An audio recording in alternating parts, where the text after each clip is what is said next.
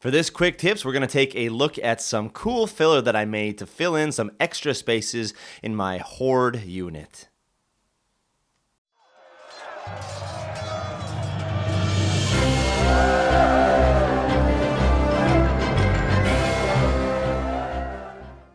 This project began when I found this really great lot of 25 Empire Halberders that were really nicely painted, and I thought, oh, that's great. I can make a great horde unit out of these. So I went ahead and purchased them on the Swedish eBay. And while I was waiting for the halberders to arrive in the mail, I went ahead and made this really cool movement tray out of a plastic part on the bottom and then extra sprues from previous projects. Went and painted the whole thing black. Really great movement tray. Now I have place for 40 guys on here. So finally the guys arrived in the mail and I threw them onto my movement tray, and well, you can see what happened. 25 doesn't quite fill up a 40-person movement tray. I knew that would happen, but I thought, hey, maybe it'll look okay.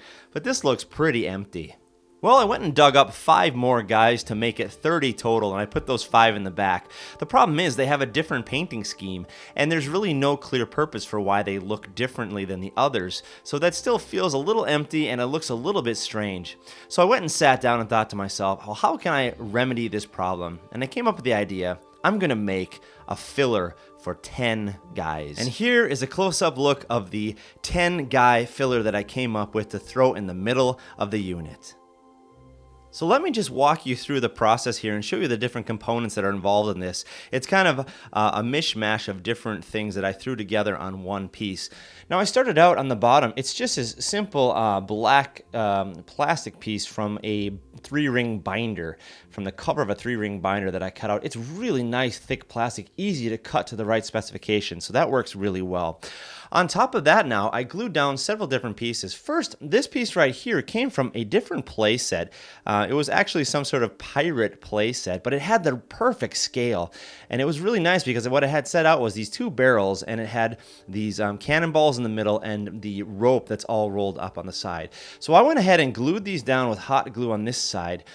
This piece right here is actually from the Dwarf and the Night Goblin box set. It's a little marker piece here, and it's got a dwarven helmet on top of a shovel. There's some runes on there. It looks really cool. So I stuck that and glued that down. And then I went over here and I actually made these boxes, these 2 crates. Now I have a different video on my YouTube channel where I show you how to make these crates. It's really easy, but I went and glued these together, and then I glued them down onto this space here. Really nice effect. And finally here, this piece right here is a shield. I believe it's an orc shield from some bits that I had lying around. So those are the major pieces that I had on here. What I did next was I went and glued down some rocks in different positions here with super glue before I added sand to the whole mix. You can see here the sand is added all around and even up onto the boxes a little bit, up onto the other pieces to kind of cover it up and make it look like they're really unified into the ground, into the dirt. And then I went back and simply added a few different layers of dry brushing.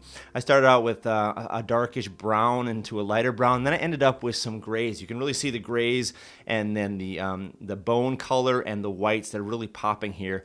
Hit some grays and whites on these larger stones to make them stick out a little bit more. And then I went ahead and added some just tufts of grass in different places. There's tufts here. I put one back behind the shield here to try and cover. There's the glue from the glue gun that I had there that you could see if you look behind the shield. But I put the green and the kind of light tan colored shrubs or tufts of grass with some super glue. Put them in different places. I'll show you how it looks around on the back side here. You can see some more of the tufts back here. To just kind of fill in those cracks and to give it a little more life, a little more texture. I imagine that the tufts were growing in the corners and the recesses. So that's kind of what I try to focus on here. You can see as well that there's a little bit of extra grass or flocking that I added, a little homemade flocking. I have another video on this channel that shows you how to make homemade flocking, and I added that in a few specific places. I didn't want to overuse it because I wanted to keep this looking kind of like a rough, sandy ground. But you can see here I put some in this rope, for example, because that looked pretty bad when it was just black. So I added a little bit of nice flocking there, and overall this gives a really cool effect, like a really nice mini diorama that you can put into the middle of your unit. And here you can now see the filler of the diorama incorporated into the unit of 40 halberders. And what I really like about this is that it has a really nice aesthetic. You can imagine that the troops would be bringing these items into battle with them, so it makes sense with the theme.